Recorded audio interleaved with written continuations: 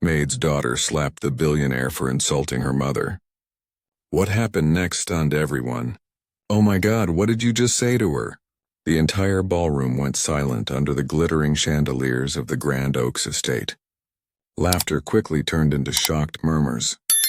Billionaire Damian Black, CEO of Black Enterprises, stood tall in his tuxedo, his eyes burning with disdain as he snapped the words that would set off a firestorm. "This is what you serve?" he sneered, tossing a silver spoon onto the marble floor. "A meal prepared by a maid's dirty hands?" Angela Davis, a woman of quiet strength in her late 50s, stood trembling behind the buffet table, her heart a whirlwind of humiliation and sorrow. She had served the Pierce family for 23 years, each day marked by the steady rhythm of dusting, polishing, and serving. She'd seen children grow up in this mansion, watched them transition from toddlers to teenagers, their lives unfolding as she quietly observed from the background. But tonight, the sting of Alexander's insult was deeper than any cut she had ever received. It was more than personal. It was a public humiliation, an attack on her pride and dignity. Her hand shook as she adjusted the silver serving tray, trying to steady herself amidst the sparkling chandeliers that bathed the ballroom in a false glow of warmth. The whispers were already starting. The guests who had been laughing and enjoying their champagne only moments ago now exchanged stunned glances. Angela felt the weight of their eyes, the subtle, judgmental glances that seemed to pierce through her very soul. Across the room, her daughter, Alyssa Davis, a 26-year-old marketing graduate, heard the insult. She had come tonight to help her mother serve, never imagining she would be drawn into the heart of a scandal. The words, cruel and cutting, echoed through the air, rattling the very foundation of her world. Every head turned as Alyssa marched forward, her heels clicking against the marble floor like the sound of war drums. "Say that again," she demanded, her voice trembling with a fury that could not be contained. The crowd fell silent, every eye now locked on her. Alexander Pierce, the man who had built an empire on the backs of others, stood in the center of the room, a glass of champagne in his hand, his eyes burning with arrogance. Alexander's smirk deepened. "You should be thanking me, young lady," he sneered. "I've kept your mother employed out of pity. You should be grateful for that." The room held its breath. Guests began to murmur, their phones lifting, cameras recording the unfolding drama. The pressure built in Alyssa's chest. She could feel her pulse in her throat. Without thinking, without hesitation, she slapped him. The sound of her palm striking his face echoed through the hall, sharp and unforgiving. A gasp rang out, followed by a stunned silence. Alyssa stood there trembling, her chest heaving with emotion. Alexander's head snapped to the side, his jaw tightening as he slowly turned back to her. His lips curled into a smirk, but his eyes were cold, calculating. He didn't flinch. "So, this is how you show gratitude?" His voice was dangerously calm, each word deliberate as though he were savoring the moment. Alyssa's fury was palpable. "You humiliated my mother, a woman who worked herself to the bone for your family. You insulted her in front of all of these people, and for what? Because she's just a maid to you?" The tension in the room was unbearable. Guests stood frozen, their faces a mixture of shock, disbelief, and fear. Alyssa's words hung in the air like smoke, thick with the weight of truth. For the briefest moment, Alexander's eyes flickered. A flicker of something. Curiosity, perhaps even admiration. But before it could settle into something real, he laughed. It was a slow, chilling laugh that sent shivers down Alyssa's spine. He turned to face the guests, raising his glass in a mock toast. "Ladies and gentlemen," he said, his voice dripping with sarcasm, "forgive the drama. It seems we've discovered the fiery spirit behind our loyal maid's daughter." Alyssa's heart pounded in her chest. She knew she should walk away, that the scene had already escalated beyond repair, but something in his mocking smile anchored her to the spot. Alexander brushed past her, his cologne filling the space between them like a poison. "Enjoy your evening," he said smoothly. Some lessons I prefer to teach privately. The music resumed, hesitant, the atmosphere still thick with the remnants of the confrontation. Angela, trembling, pulled her daughter aside. Her voice broke as she spoke. You don't know what you've done, baby. That man doesn't forgive, he punishes. Alyssa swallowed hard, watching Alexander as he charmed the crowd, his demeanor flawless as if the entire incident had never happened. Let him try, she whispered, her voice laced with a mixture of defiance and resolve. She wasn't scared of him. She wasn't going to let him break her. But neither of them knew this was only the beginning. Alexander Pierce wasn't just a billionaire. He was a man with power, and that power, once challenged, would stop at nothing to remind Alyssa of her place. Revenge, she would soon learn, was a game he played better than anyone. The next morning, as Angela prepared breakfast, the silence in their small apartment felt heavier than usual. Every creak of the old floorboards made Angela flinch, her mind racing. She half expected the mansion's guards to show up with a termination letter, or worse, something even more sinister. But then, as the morning sun filtered through the curtains, a sleek black Mercedes pulled up outside their building. The familiar figure of Alexander Pierce stepped out, a bouquet of white roses in his hand. His smile was disarming, too soft, too polished for the man who had just been publicly humiliated. Alyssa opened the door, her heart racing in her chest. Good morning, Alexander said smoothly, his voice low and almost coaxing. I came to apologize. Angela froze. Apologize? The word felt like a foreign concept coming from him. She had never seen this side of him, never thought he would lower himself to the point of showing any kind of remorse. You don't have to, Alyssa began, her voice hesitant. My mother didn't. But Alexander cut her off, stepping inside without invitation. His presence was overwhelming, suffocating. Your mother didn't deserve what I said, he said, his voice rich with an emotion that felt far too sincere for someone who had just humiliated them both. I respect the courage she showed. I owe her an apology. Alyssa blinked, disbelief flickering in her eyes. She knew Alexander wasn't a man to apologize without some ulterior motive. But before she could say anything, he turned to her with a strange gleam in his eyes. And you, he said. You intrigued me. I can't stop thinking about that moment when you slapped me. It's unforgettable. Alyssa's breath caught in her throat. She had never expected this. What do you want? She whispered, voice shaky. I want to know you, he said, his tone smooth as silk. I haven't felt anything since my wife passed, but when I look at you, I feel something I thought was lost. Alyssa could hardly breathe. He was good. Too good. The air between them thickened with something dangerous, something that she didn't yet fully understand. Angela saw it all too clearly. He's playing you, baby, she said softly, her voice breaking with fear. Don't trust him. But Alyssa, caught in the whirlwind of Alexander's charm and attention, found herself falling into the trap he had so carefully set. It was only a matter of time before she realized that what she thought was love was in fact the beginning of something much darker. The days that followed seemed like a blur, filled with a strange mix of warmth and tension. Alyssa couldn't stop thinking about Alexander. His sudden charm, his softened demeanor, it was all too much. She knew she should have been wary. She knew better than to trust a man like him.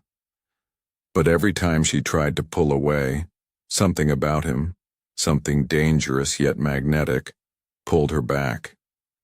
It started slowly, almost imperceptibly. Small gestures.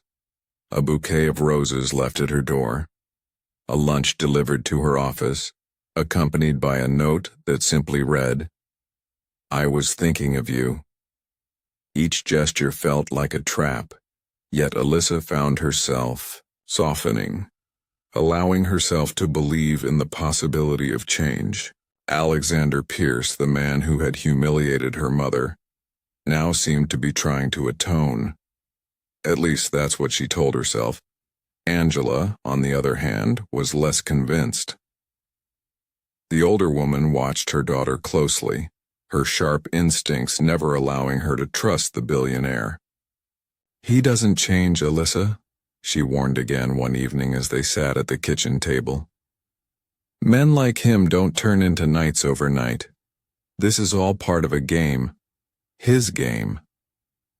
But Alyssa, torn between her mother's caution and her own desire for a different outcome, refused to listen. "Maybe he's different this time, Mom," she replied quietly. "Maybe he really does care." Angela shook her head, her expression weary but determined. "Care? Don't mistake what he's doing for care, honey. What he's offering isn't love. It's control. And you're letting him build his empire on your heart." The words stung, but Alyssa refused to let them sink in. She continued to meet Alexander, accepting his invitations to dinners and his late-night phone calls. Each time the lines between manipulation and affection blurred, until Alyssa wasn't sure what was real anymore. Was it possible that Alexander Pierce, the ruthless billionaire, had truly changed? Or was he simply playing her, setting her up for another fall? Then came the night of the gala. Alyssa had been hesitant to attend, but Alexander had been insistent, telling her she was the only one he wanted there. She tried to tell herself it was just another night, another step in his apology tour. But when she stepped into the ballroom of Pierce Holdings, everything felt different. The air was thick with anticipation, the guests swirling around her, the glitter of champagne glasses reflecting the soft lighting. It was as though the world had stopped just for her. Alexander, ever the charming host, greeted her with a smile that was too perfect, too rehearsed. "I'm glad you could make it," he murmured, his voice a velvet rasp that sent a shiver down her spine. "You look stunning, Alyssa." She smiled politely, but something in her stomach twisted uneasily. "Thank you," she replied, her eyes searching the room, hoping to find a reason to escape. But Alexander had other plans. He guided her through the crowd, introducing her to colleagues, clients, and friends. Everyone praised her, complimented her, but all Alyssa could focus on was the feeling that something was off. She couldn't put her finger on it. Maybe it was the way Alexander's hand lingered on her back just a little too long. Maybe it was the way his eyes followed her every move, like a predator stalking its prey. Whatever it was, it unsettled her. As the night wore on, the speeches began. Alyssa stood off to the side, her gaze locked on Alexander as he took the stage.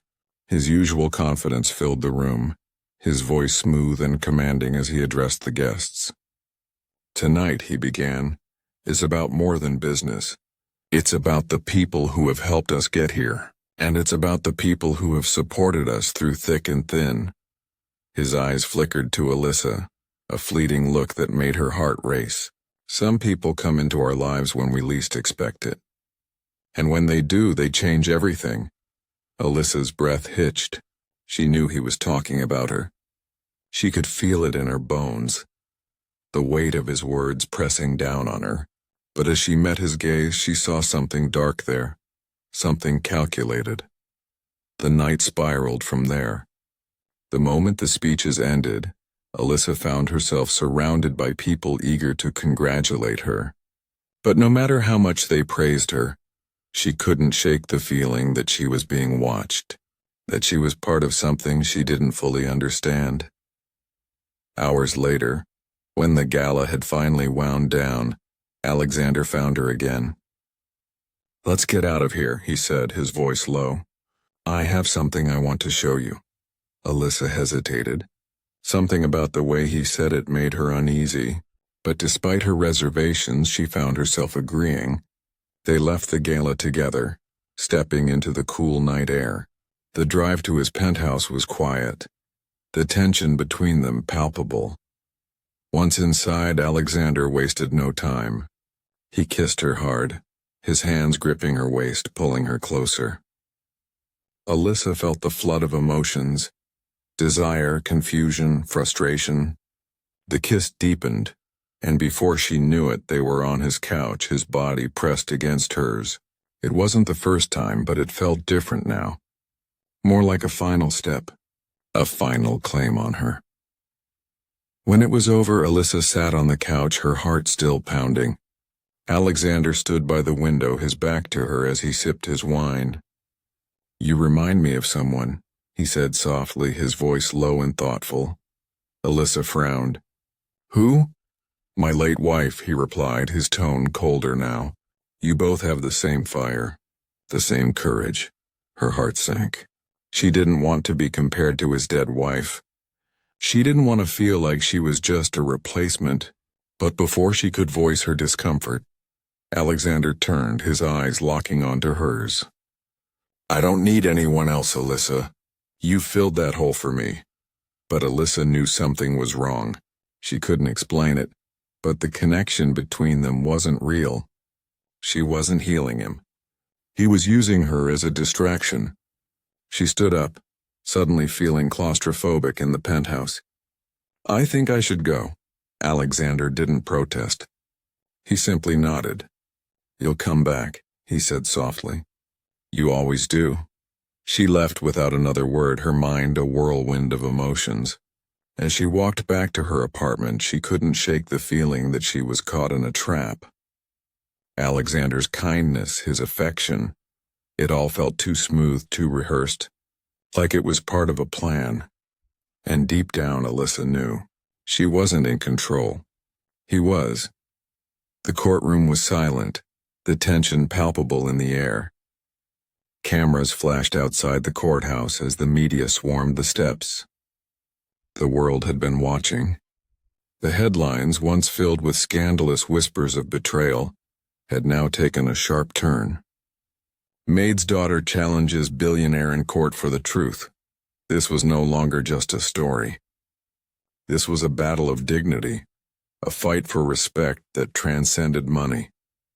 Inside, Alyssa Davis sat at the plaintiff's table, her hands steady, but her heart pounding. Her lawyer, Maya Jefferson, sat beside her, offering a reassuring smile. But Alyssa knew the stakes. She had been wronged, humiliated, and dismissed. But today it wasn't just about winning. It was about reclaiming her voice. Across from her, Alexander Pierce, the billionaire businessman, sat in his tailored suit. His arrogance seemed to fill the room, his confidence unwavering. But the cracks were starting to show.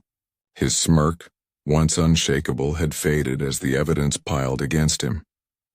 "Don't look at him," Maya whispered, her voice low but firm. "Look at me.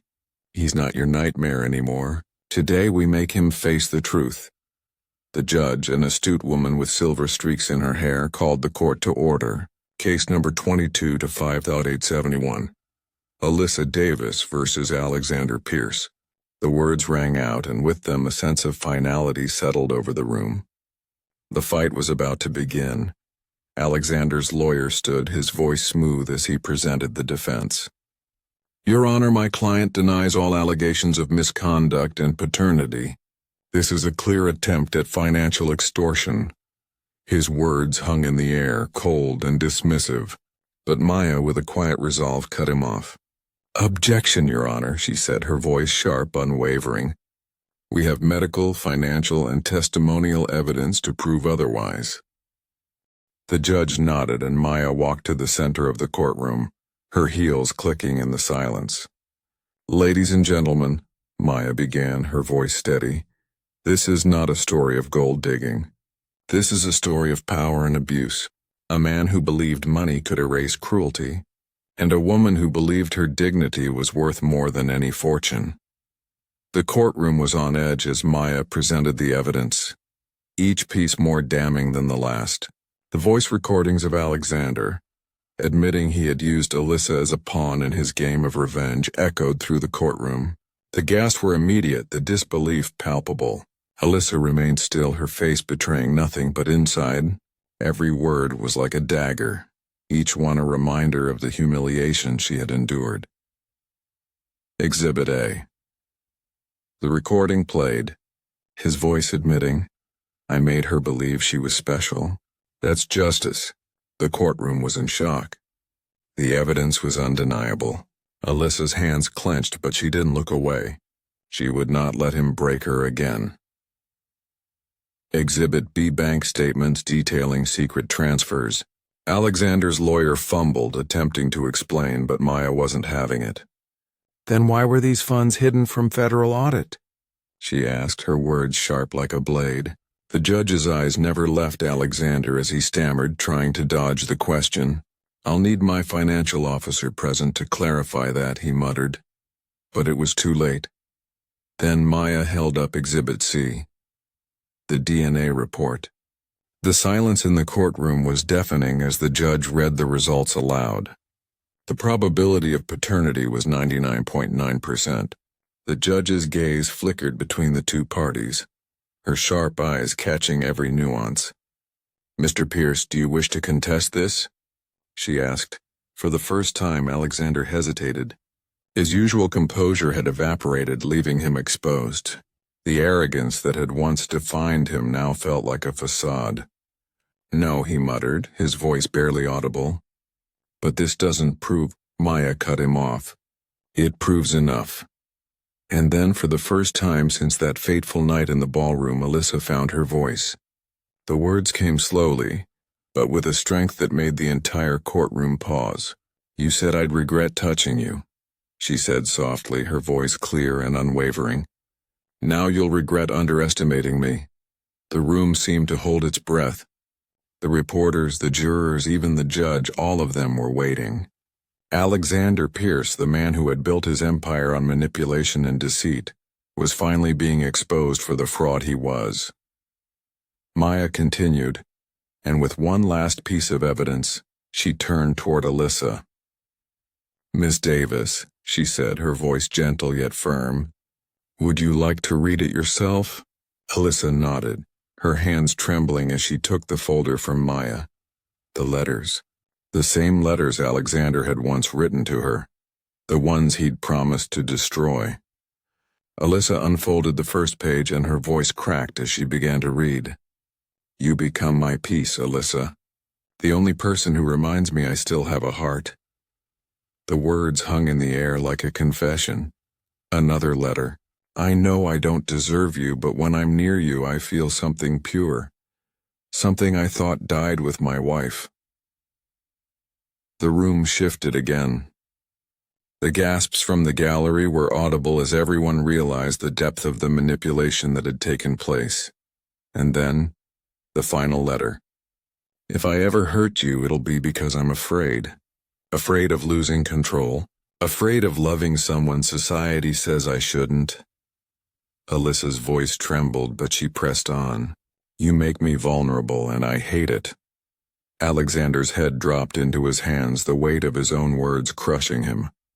The courtroom murmured, but Alyssa was no longer the same woman who had entered this battle. She was different now, stronger. The woman who had been humiliated and betrayed had become the woman who would reclaim her power. "Do you deny writing these?" the judge asked, her voice cutting through the air like a blade. For a moment there was silence. Then Alexander's voice, barely a whisper. "No." The judge nodded. "It appears intent, emotional manipulation, and paternity are established. We will reconvene tomorrow for a ruling on damages and restitution." The reporters surged forward as the courtroom emptied, their questions flying. But Alyssa, her heart steady and her steps deliberate, didn't wait for Alexander's response. She had said what needed to be said. And now she was free. The next morning, the courthouse was packed. The world had gathered to watch the final act unfold. Inside, the tension was unbearable. The judge's words were measured, but her voice was firm. "Mr. Pierce, you have abused your power and manipulated the truth. Your actions have caused harm, and this court will not stand by while you continue to hide behind your wealth." Alexander, the billionaire who once thought he could control everything, had met his match in Alyssa. The judge's gavel slammed down and the verdict was clear. Mr. Pierce will transfer 40% of his personal assets, including real estate and liquid funds, to Ms. Davis and her unborn child.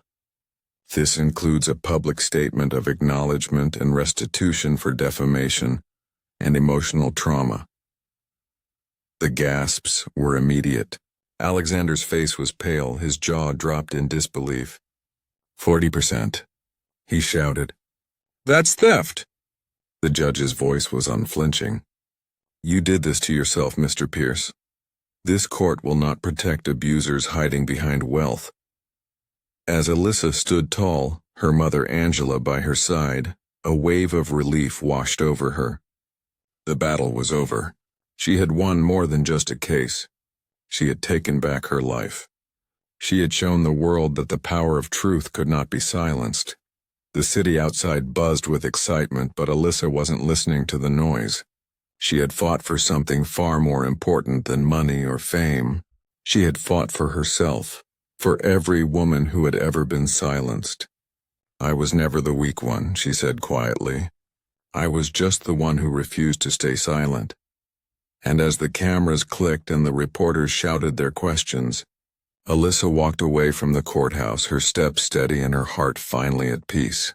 She had turned pain into purpose and in doing so had redefined what it meant to have power. If this story moved your heart, don't scroll past it. Like this video and share it with someone who believes that truth and justice still matter. Sometimes standing up for yourself isn't about revenge. It's about redemption.